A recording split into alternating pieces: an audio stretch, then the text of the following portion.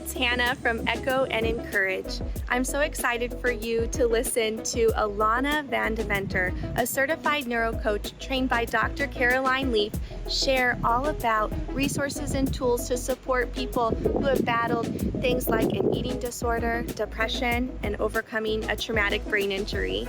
Alana is an incredible woman, and she is filled with so much wisdom, and I can't wait for you to hear from her. Thanks so much for listening or for watching on YouTube. Welcome to Echo and Encourage, everyone. Today we have Elana van Deventer. Alana's story is about navigating through a childhood brain injury, an eating disorder, depression, and an endless quest to discover her self-worth and identity. Fueled by her faith, Alana embarked on a transformative path. She pursued specialized training and certification under the mentorship of Dr. Caroline Leaf. Since then, she has devoted her life to empowering and guiding others on a journey of lasting, meaningful, and sustainable healing and transformation. Drawing from biblically based, evidence-based, scientifically tested solutions, Alana equips individuals with powerful tools to take their thoughts captive and renew their minds. Yay! I am so honored to have you here with us today, Alana. Thank you for coming. Thank you for having me, beautiful Hannah. I am so grateful for this opportunity to serve and just really share how good God is and how He's able to turn landmines into landmarks. For our listeners who don't know what a neuro coach is, please share, what is a neuro coach and why did you become a certified neuro coach? I think that's an excellent question because when I get this question, I always say I feel like it found me and not the other way around. Why I'm saying that is because I had evidence for 40 years that I am not capable, not enough, not deserving. So for me to even just think that I was able to one, apply for it, and secondly, actually complete it was totally against my internal beliefs. So that's why I'm like, it found me, and it's really the Holy Spirit that guided me towards it. Yeah, so neurocycle, being a neurocycle facilitator, we help individuals. This obviously scientifically based, but what I love is when you take the scientific part, God has given us the understanding now in science, but it always points you back to the Word of God. So it is how we take our thoughts captive. I grew up in church. Like you said, I suffered with depression and eating disorder, a brain injury. And so for 40 years, I had those beliefs that was created from past experiences and trauma. And so this is how I always explain it, very simple and basic, because that's how I love I love simplifying things. We can do hard things, but just because we can do hard things doesn't mean everything we do needs to be hard. And so my heart is to simplify things. Take the science and simplify it and make it understandable. So this is how we take our thoughts captive. Like I said, I grew up in church. I read that verse over and over and over. I didn't know how you do it. And so when I started the training with Dr. Leaf, I was like, this is it. This is how you actually are able to access your non-conscious mind, which is the most powerful part of your mind, where all your memories and everything is stored. And you actually are able to take your warning signals, which is like anxiety and depression. These are signals for us to explore, not an indication that something is wrong with you. So when we are able to, it's a deliberate mind management process over 63 days, where we are able to draw those warning signals out. What actually happened when we face what is bothering us, when we become aware of the signals, our mind and our body and our brain, our mind drives our brain, and our body, there's the mind-body connection. When we give it attention and we actually become intentional about drawing it out of our non-conscious mind, as soon as we bring it into our consciousness, which is, and I know I'm going far ahead of the questions that you've probably had for me, I'm all in. So we have 3 divisions of mind. Let me back up and explain it this way. We have three divisions of mind: our conscious mind, our subconscious mind, and our non-conscious mind. Our non-conscious mind, I love it, because when we have the ability and the tools to actually access it, we get guidance from the Holy Spirit as well. And it's amazing. And so when we have take this mind management process, we access the non-conscious mind, the subconscious mind. To explain the subconscious mind, it's like a bridge. It's a bridge to the conscious mind. So as soon as we get it into our conscious mind, the good news is that we can actually, this is where it's malleable. So we can actually do something and change it. We can reconceptualize it and we can change it. That's the renewal of the mind. Does that make sense? I said a lot. Yes. So we have to go to the non-conscious with a deliberate mind management process. Pull it out. Use these beautiful warning signals that God has given us. I grew up with emotions is something bad, and it was either way, positive or negative. I don't know if you were the same. Things are starting to shift, and it's beautiful.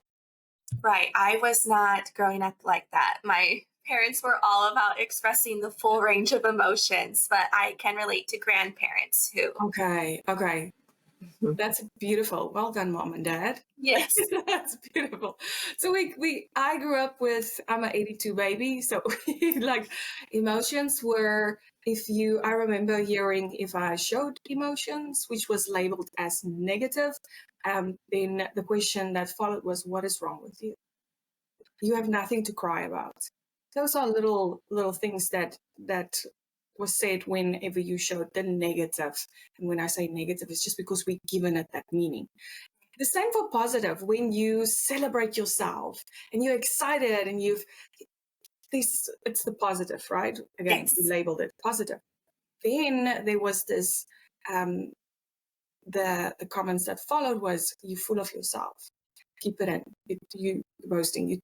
So either way, we've learned to suppress our emotions. And what happens is it actually causes emotional congestion within us. Emotions are actually only in our body for 60 to 90 seconds. If we are still in it after that, we're simply choosing to stay in it. Thinking, feeling, and choosing, that's again our mind in action. So after that 60 to 90 seconds, we're choosing to stay in that emotion, and then your behaviors will follow. Because thoughts create emotions, emotions create behaviors, behaviors actually just affirm your thought. So behind the emotion is a thought, and we have to, if we want to change anything in our lives, we have to go and change the thought. The renewal of the mind in the Bible tells us, above all else, guard your heart. And when we look at the deeper definition of heart, is left, meaning our consciousness, center, and it tells us where everything flows from it. So mind, thoughts create emotions. So we are very aware of the emotions, what we are feeling. It's a warning signal. So emotions, what are we doing? What are we saying? What is that self-talk like? How are you showing up? Beautiful warning signals that God has given us. Body sensation. Remember, I said in the beginning, we have a mind-body connection. So you have all these signals, body sensation in your body that can guide you to the root, to the because, to the why. Isn't God just in the details? He's like, no, there's always hope. Yes. And when I say I'll never leave you nor forsake you, I mean it down to the core of your being. Perspective is another one. What is your perspective? It's a guide. These are all warning signals that when we take it captive, and when I mean with taking it captive, we have to get it out.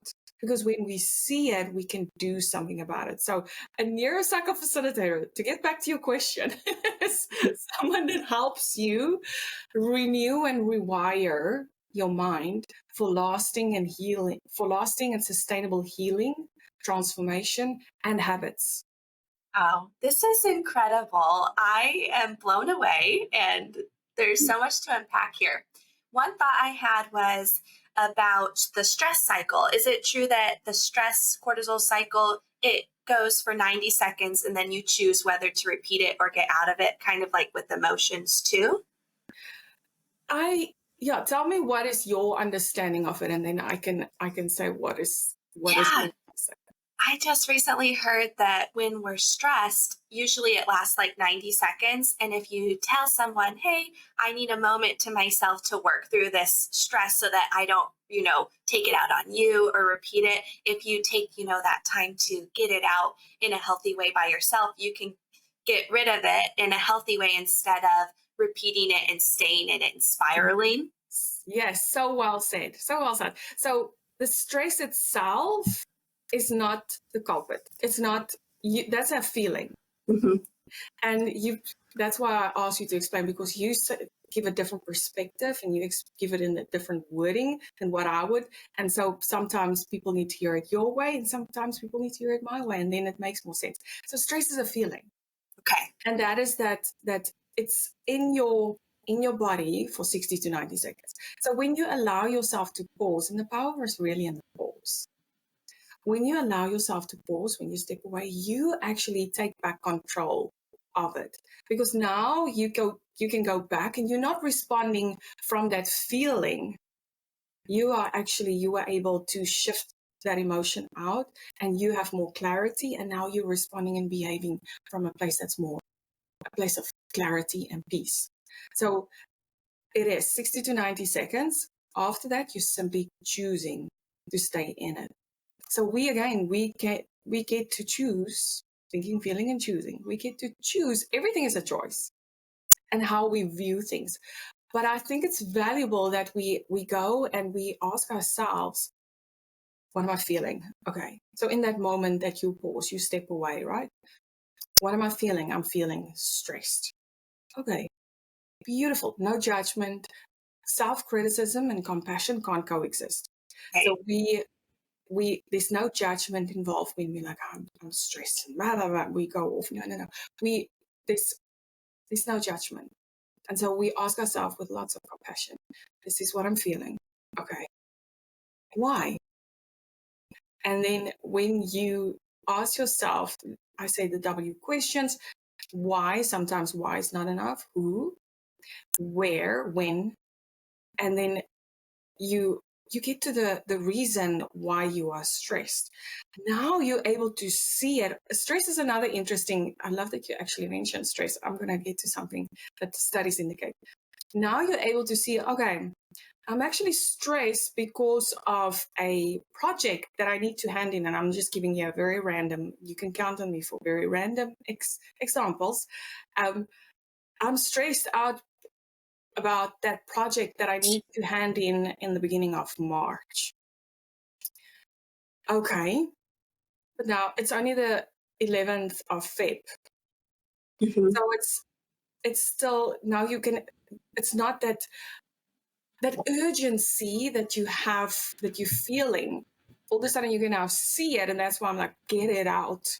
We have all these open loops, and a lot of the times these open loops that we have in our minds is actually causing us to feel overwhelmed and stressed out and burned out. So you can think of a computer. When you have all these open tabs, eventually Yes. there's no bandwidth. Mhm. The same as what we do with our minds. And that's why I'm like, get it out, take it captive, and then ask yourself these questions. And now you've seen, okay, it's actually, it's not out of control, because I can imagine one of the things that you said, oh, wow, why it would be, I feel out of control. This is behind the stress. And so you see, you go deeper and deeper and deeper, and you're like, okay, this is the thing that's actually behind it. And this is how I feel about it. And now you're actually able to shift your perspective and you can do something about it. You can now go and plan it out in advance, because you see it's not an urgency. It's not a now thing. And so you're able to take back control of that thought, and you are able to take back control of your life. Stress is also, I love the study that I recently read. They've done a study at the University of Wisconsin. And what they found is that stress, the percentage of people that actually, it increases your percentage of death by something 40%. I'm not exactly sure the percentage, but somewhere in the 40s, right? But here's the thing. It was only true for those that viewed and perceived stress as something negative. Ooh. is how we perceive things. Right. And you will always receive evidence of what you believe as truth. So if you believe stress is going to kill me, fortunately, your life heads in the direction of your most dominant thoughts. So it's how you view stress. How God intended it is to actually help us to achieve and accomplish the task ahead. That is incredible. Right? Whoa. Your body gets ready. It's like all jacked up. It's like, let's do this. And so the emotion will be present because it's just getting you and giving you what you need. But again, it's how we view it. Yes, that is powerful. I'm thinking back to what you said about the beautiful warning signs that our body gives us. I had a brain injury back in 2012 that really rocked my world. And I know that you had one when you were a child. And I have had warning signs. My body tells me, if there's a headache, or different things like that. And for a while, I viewed it as negative. I went through counseling, and my counselor told me, why do you view that as, negative? It's actually your body saying, check in with me. Maybe I'm thirsty. Maybe I'm tired. Maybe I need an Epsom salt bath. And then throughout that and a recent healing that I had from my headaches over Christmas, it's been really powerful for me on my growth. But I was stuck for a while with viewing it as a bad thing, these warning signs. And so I love that you said that it's beautiful when your body's communicating to you. That's beautiful, Hannah. Yeah, it's a gift that we've been given. I think we often think we have to fix ourselves. Like if we have all these, I know with my depression, there was so much shame and guilt involved, and I felt like I shouldn't be struggling. If I'm a Christian, then I shouldn't be struggling. If I love God, then I shouldn't struggle. Or even I believe that my faith was not enough. And that's why I had all these warning signals. At that time, I didn't know that it's only warning signals. It's not an indication of me and a lack, or that I have to fix myself, or that there's something wrong with me, that there's that I'm not believing enough, that I'm not a good enough Christian, all those things, right? And God is just always guiding us and leading us, and He's just got plans. Good. He's a good father, so his plans for us are good. His goodness is running after us. He never intended for us to view all these beautiful things, which for 40 years, like I said, I call it my 40 years in the desert. Wow. But God is just so good, and I can see how I at one stage is like, man, if it was just, what if it was just, I found all these things earlier. Oh, and there was just, again, I was judging my current knowledge, my past version with my current knowledge. And I was like, I just realized that I was not ready for what I'm doing now. And so God's timing is just so perfect. Wow. So throughout those, you called it, is it the 40 years in the desert? Yeah. You overcame a brain injury and depression and an eating disorder. And you are a warrior to have fought those battles so bravely and with so much courage. Will you please speak to the part about traumatic brain injury? Any strategies that helped you heal or tools that helped you heal? This is for anyone who's a survivor of TBI or has a family member. Yes. I recently actually did a live with Dr. Leaf, and I think it's somewhere on my IG profile if someone wants to go. She's just, I mean, I can't be Dr. Leaf, and I don't want to be Dr. Leaf, but she's just got so much value, and her heart to serve is just incredible. I got a question a while ago of how was it to work with her, and I can say that she's just as incredible in person as what she is online, and the value that she offers. So for someone that I didn't know that at the time, and she actually, why I'm mentioning her, is she worked with with people with traumatic brain injuries. And there's numerous podcasts that she's done regarding it. And she's obviously the person also that started, that brought birth this into the world with the help of God, that you are not stuck and you are not, that your experiences is not what defines you, and there's always hope and you can always change your brain. She was the one that actually started it. So I don't want to speak for her, but there's a lot of podcasts. But what I can just share from my own personal experience.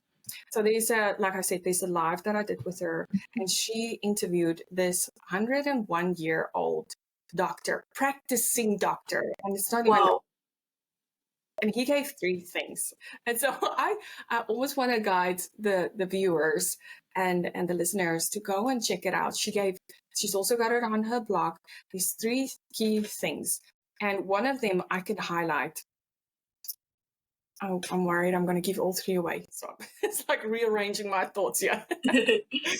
The one thing is constant learning. Constant learning, renewal of the mind. So the beautiful thing, when the Bible tells us about the new mercies every single morning, we actually know, science tells us that we have new baby neurons every single day waiting for us to utilize them for growth. Like that is new growth, new expansion, waiting for us to utilize them. If we don't, it actually turns into toxic waste. So that is one thing that I started. My mission is to be a learner always. Always want to learn. I always want to continue growing and expanding and using those baby neurons. So that is actually one of the things that this doctor mentioned as well. Community is another. God created us for community. And that is the problem with the self-help industry. It's very focused on self. And we already have a pandemic regarding isolation and people just feeling there's such a longing to belong, one, and secondly, to be seen and to be valued. And that's really my heart's mission, because for years and years and years, I felt like I didn't belong. Like I went under, no one saw me. And I really that's my heart, is to unite across borders, because we are doing that. Yes. But also create a sense of belonging and knowing that you matter, you are seen. And also Jeremiah 1 verse 5, the way God created you is so unique. He didn't make normal, he only made unique. So I want to speak into that uniqueness. And science, again, affirms Jeremiah 1 verse 5. It's saying that the way your mind activates your brain is different from every other person on the planet. So there's no one like you. And when you are you and I'm myself, we actually bring so much uniqueness, and also we reflect each God in a unique way. So we all need each other. And so community is another thing that we can heal, and we can also expand and grow and use those beautiful, beautiful, again, gifts that we've been given.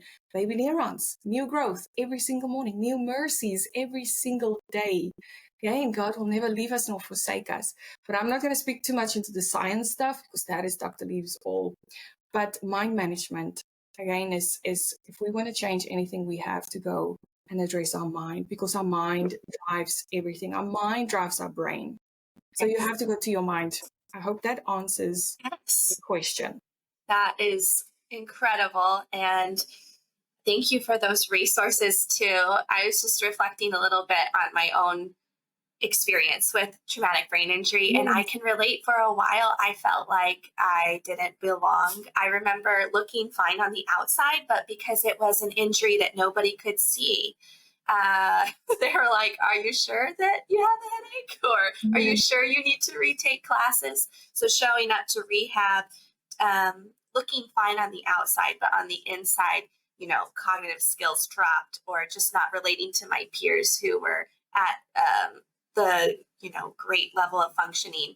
I felt for a while like I didn't belong. But through time and through putting myself intentionally in communities like Jessica Shakir's beautiful Mind Academy, where I got to hear you speak on there.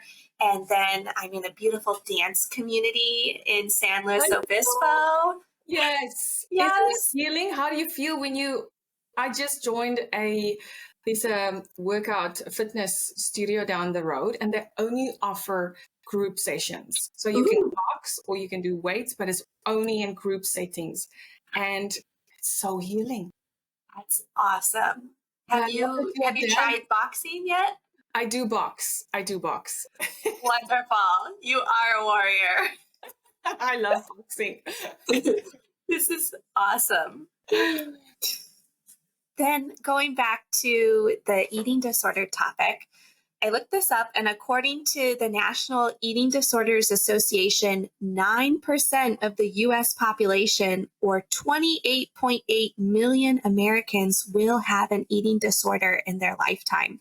And one stat is that every 52 minutes, one person dies as a direct consequence of an eating disorder. So this affects a huge amount of our population.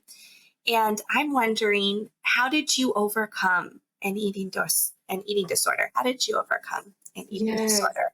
So I think I need to add the backstory, because I think that's what everyone that suffers with an eating disorder, there is a root. There's the origin story. And so for me, just to let people in a little bit of my side, is that I didn't know this until I actually done my own neurocycle, found the origin story, which was so freeing. And I was able to see it, and I was able to reconceptualize it, and I was able to renew my mind right from the root and heal it. That's another thing that I want to say is there is no standard approach. There isn't a one size fits all to healing. And to think that when something works for someone else, and that's what the world is giving us, it's giving us these quick fixes.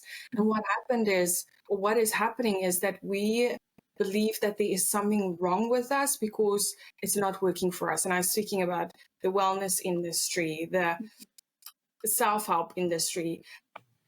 There's some incredible tools to it. Even with the Dr. Leaf, another thing that she spoke about is it's like we have incredible tools. So it's almost viewing it as a plane, the onboarding, the flying, and the landing. So these valuable tools, I can't even, the amount of self-help books that I have, because there was a belief that I needed to be fixed. And I'm going to get into my story now. But I just want to say this before I go into it, because I think it must be said, because I constantly bought the next fix self-help book, because I had an awareness. And so we collect all these tools, and some of them are super, super valuable.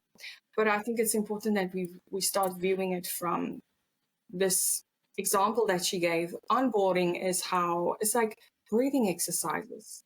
It is all these meditation. It's valuable. It's tools, but and then we sometimes skip to the end part of it, which is affirmations and prayer, and you can add whatever tool you have, valuable tool.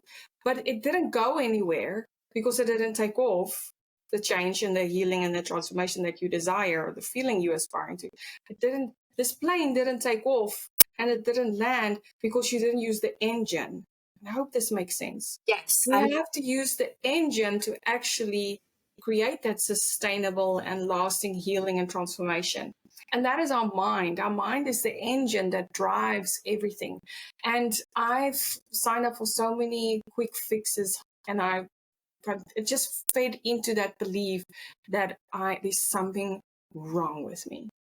And so when we view all these, I think it's important for us to view why do we feel like we need it? Ask ourselves questions, go deeper. So if there's a new thing on the market, why do you feel you need it? Because until you address that's behind it, you won't have the outcome. Right. So that was me back a couple years ago, where I was always trying to fix myself.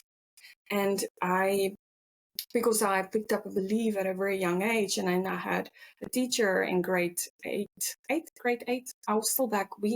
In South Africa, we used to have standards.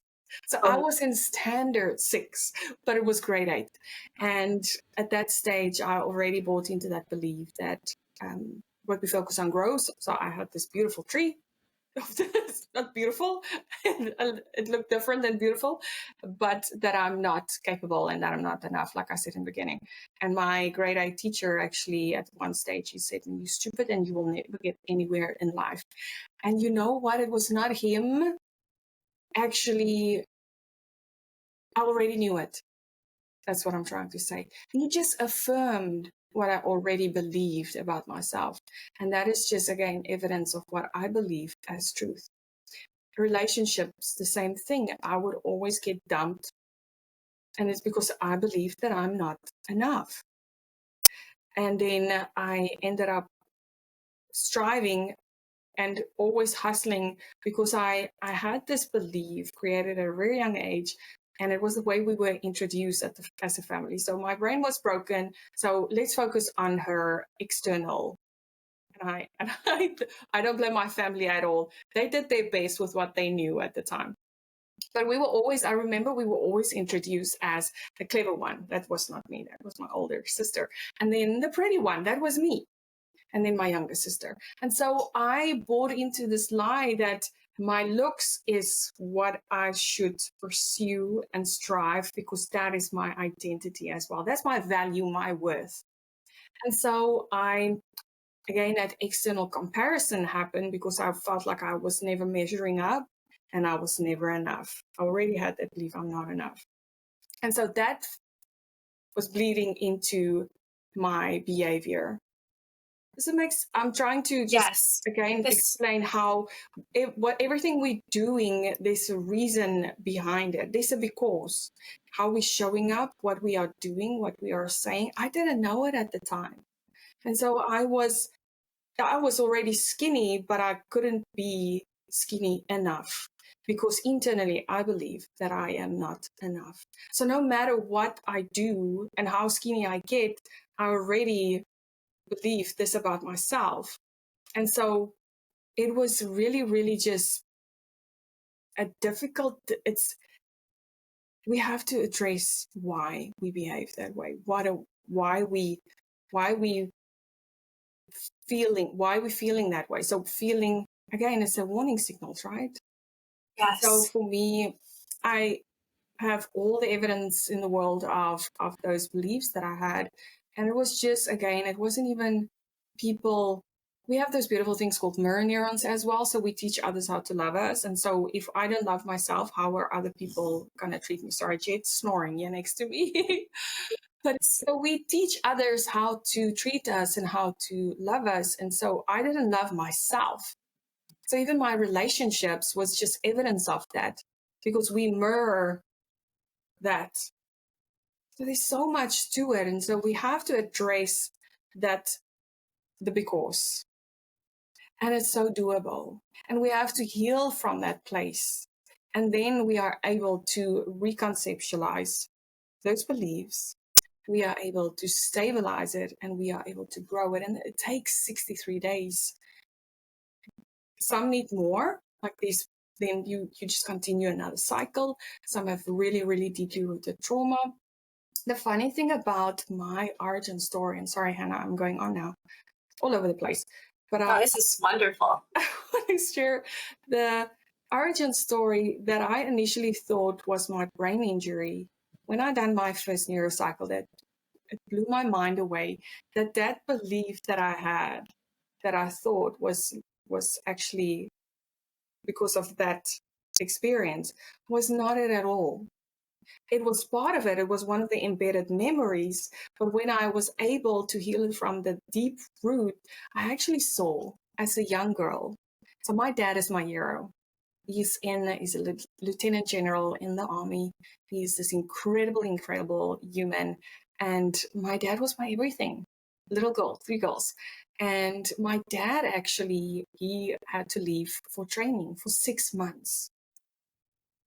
That little girl, my dad leaving, I thought he's leaving me because I'm not enough for him to stay.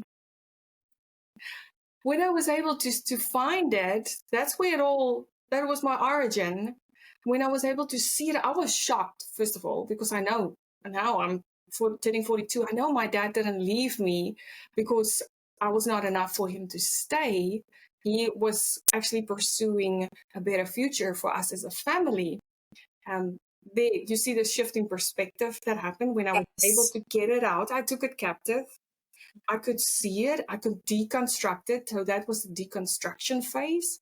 And I could find the origin story that was the driving force. And then obviously creating all the evidence.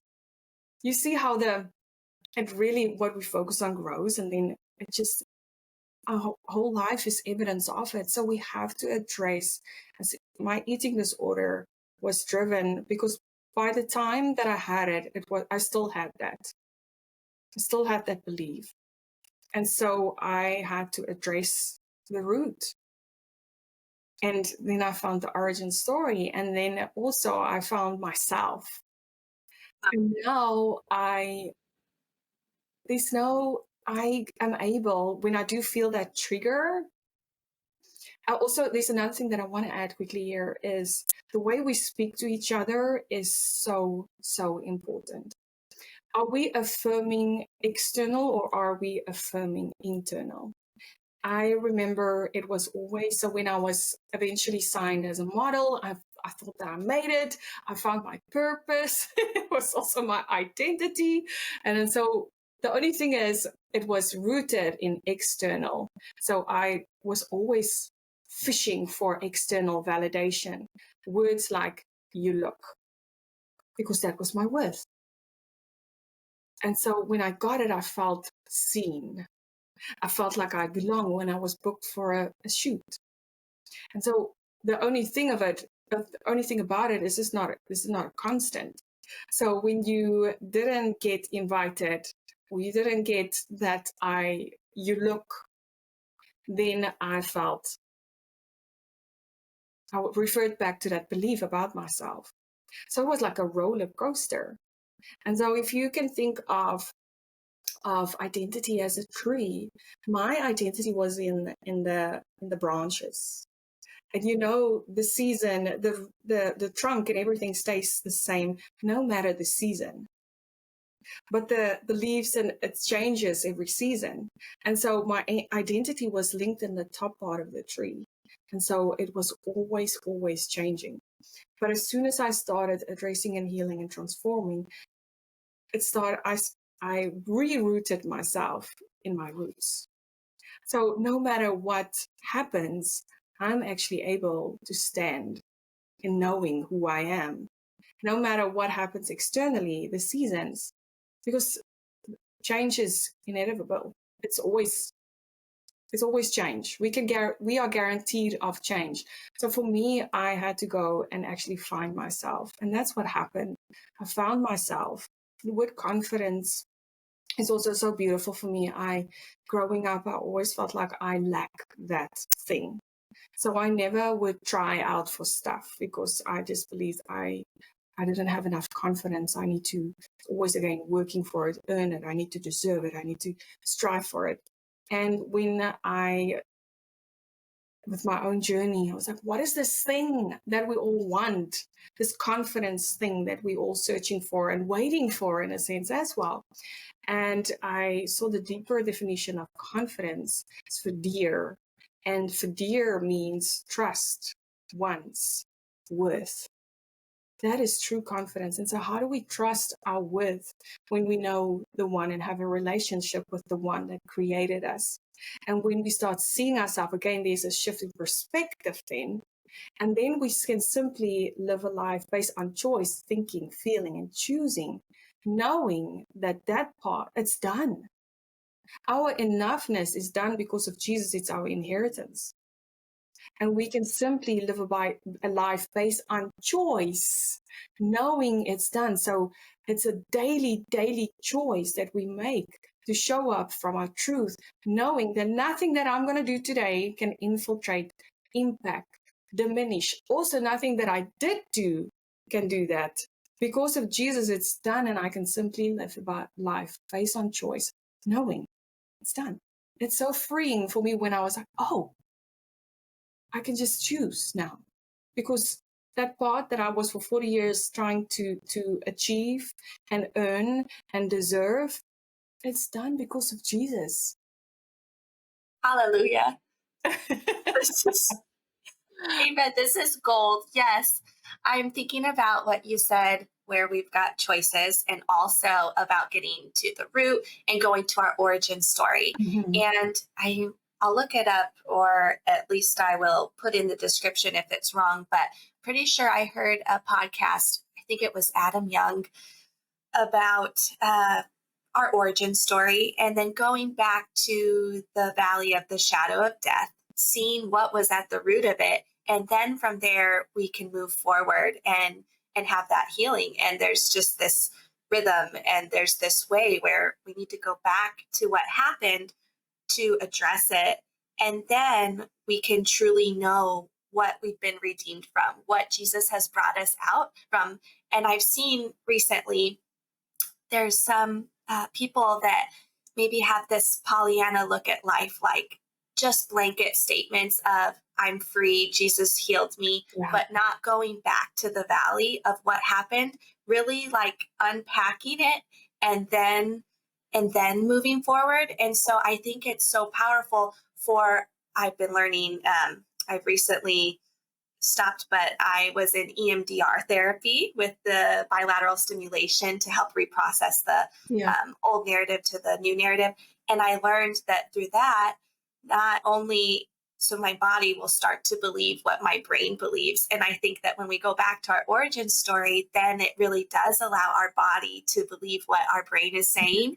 And then we are so much more free because we don't have, maybe those lingering symptoms of some chronic pain that might be related to holding it in our body or different things like that. So I just encourage everyone listening to go back to your origin story. Yes. Especially with somebody trained like you that can help walk them through that. Other disciplines are out there to do it, but it is so much more healing than just saying, that's behind me, I'm done, I'm free. It's what happened and how am I now transformed because of it.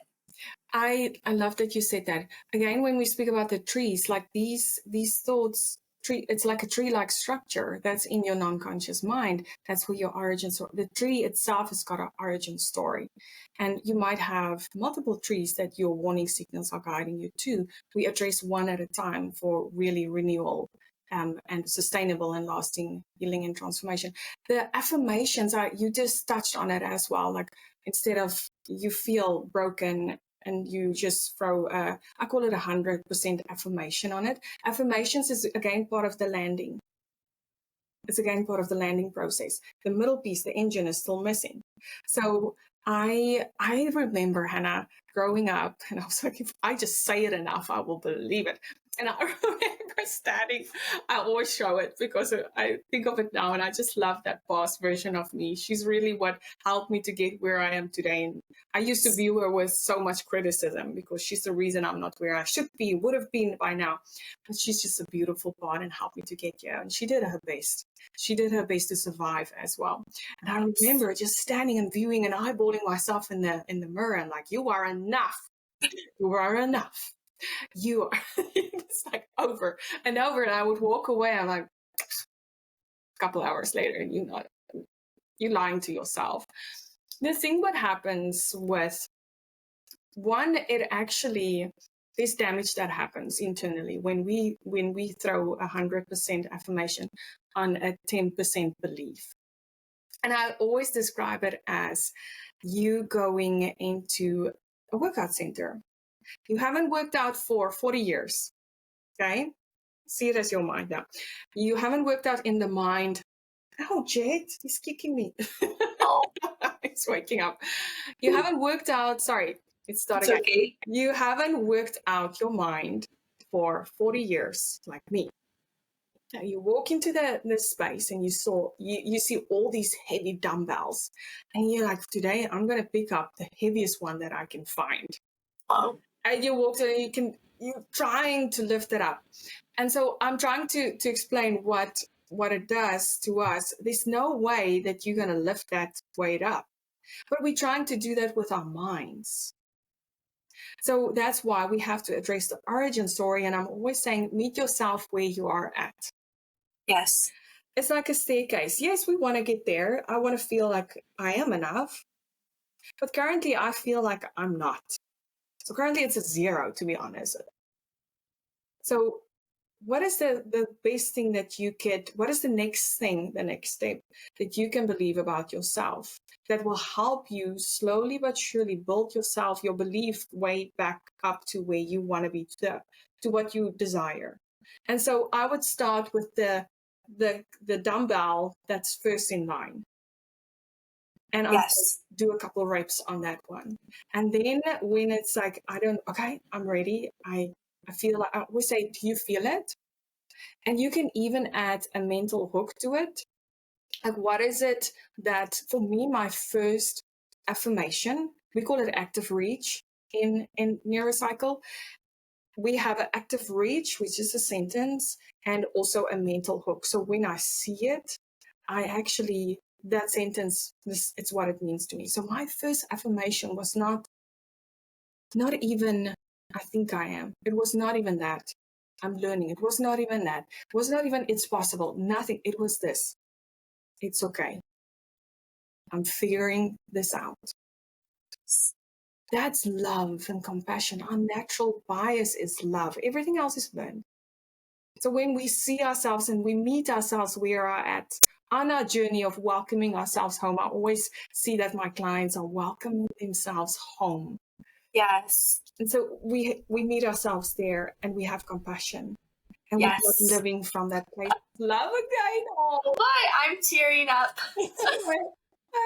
I see that statement for me the past year. I feel like now that I've been through counseling and EMDR and I have this new healthy narrative and I'm free from chronic pain and I'm walking through this divorce with a beautiful team of support and women and people that view the biblical perspective on it. I am now, up on the ladder and the staircase, but I see myself. When you said that, that was me 2023, a big part of that. And then the love and compassion I have in my heart for that Hannah is so deep. I would say that every day. It's okay. I'm figuring it out. Yeah. And then I was able to slowly move past that. And that was that's a beautiful memory. And it made me tear up. That's so beautiful. Oh, I wish I could hug you. Air hug. Yes. We have to I said it earlier, but self-criticism and self-compassion can't coexist. Right. So we have to meet ourselves where we are at. No shame and guilt. And when we do that, we actually start realizing, man, she did her best. Yes. And she's the reason why I'm here today, because she was a survivor. Yeah. Woo! Again, hallelujah. Yes. Alana, how can our listeners connect with you and what services are you currently offering? Yes. So they can connect with me on Instagram. That's where we connected on Instagram as well. Yes. Through Jessica, but on Instagram. So I try and be very active in my DMs. Some days it takes a little bit longer, but I try to be active in my DMs. So that's the quickest way to get hold of me. Emails, Facebook, please don't go there because I am not active. I usually just repost there. I'm not living in my messages in Facebook. So Instagram for sure. That's where I hang out. Come and hang out in DMs with me. And then I do one-on-one. And that's why I said there's not a standard, like one size fits all approach. And that is what I love about Neurocycle is your journey is unique to you because God made you unique, and Neurocycle is a unique process. So it's not a group, it's one-on-ones. And so that's what I offer, one-on-one Neurocycle facilitating process over 63 days, which I'm certified and trained by Dr. Caroline Leaf to do.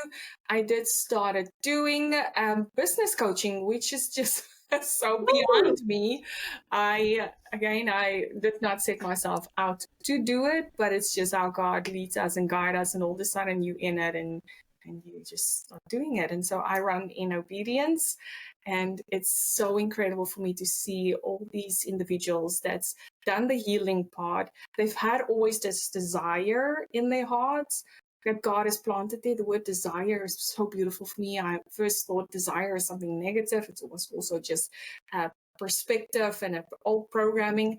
But the word desire means of the Father. And it's this Latin ideas that if it's in you, it's for you, and it's there to be a compass. And so when we heal ourselves, we start opening ourselves to these desires that God has placed in us that's there to guide us. And I'm so grateful that this is the next step that God is revealing to me, because this is how we serve others. This is the water that we bring to the world, and how we actually quench the thirst that is in the world as well. So I am excited that this is something that I've been now doing. My clients has been through the Neuro cycle, and then they're like, it's something that I always wanted to do, but I was always the one standing in my own way. And I'm like, I'm here for it. Let's do this.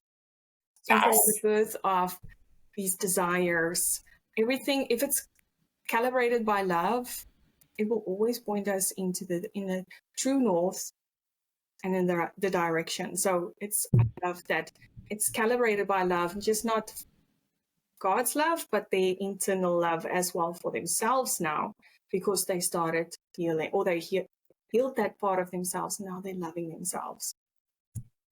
It's beautiful. You are such a great person to be able to lead people in business, because you did not only, you're listening to the Holy Spirit and growing you in those skills, but let me know if I'm mispronouncing this. You won the 2023 official CREA Global Honoree Award. Yes. I still thought it's just for the mental health space, but God knew that there's something else happening and coming, and it's just so freeing when we are running in obedience. I think we are all called to not sit by faith, but walk by faith, and it comes from healing. Yes. Healing. Amen. And then serving. My whole vision or visual of where I said my identity was in the branches, it's all shifted now. It's completely shifted. And I want to just end with this and say to people, because I felt for years that if I miss my purpose, then it's a one-shot thing. So what else is left for me? And so I was always anxious regarding it. Like, what if I miss it? What if it? And I always felt this almost rushed feeling inside me, which is also anxiety, that I need to find it. I need to find it. I need to find it. And I want to just say that what I've learned after 40 years in the desert, that because I was at one stage, I was also a stay-at-home mom. And in that season, I felt worthless. And in that season, I was like, this is not my purpose, because there's more. I think there's also we always feel like there's more for me. So who I am right now is not enough. So I don't really like that you are made for more, because I'm already more. I can just choose to live a life now based on that truth. But I want to say that our purpose is to love God and to love others. That is truly our purpose, and we can't miss it. It's who we are. It's our natural bias. It's our wiring within us. Yes, there's things that happened, and there's so much that we've learned in the process. But if we step back to that natural design, then you are walking in your purpose. And I see now that my purpose as a mom was exactly where I was needed. And so purpose is different from calling. Our calling looks different in every season. So it was my calling as a stay-at-home mom for years. And then it was my calling it's like a vehicle. It changes. It looks different within seasons. And so I just want to encourage someone else, that because that was what I was worried about, that I'm gonna miss my purpose, that I'm gonna miss that one big bang neon sign, and then it's lost forever. But it looks different in seasons. But who our purpose is to love God and to love people, and that's who we are. Yes. That goes with my ending question is, what's one way we can echo eternity or encourage others? Yes, love God and love others. And how you do it will change, and how it looks externally will change. But that's our purpose.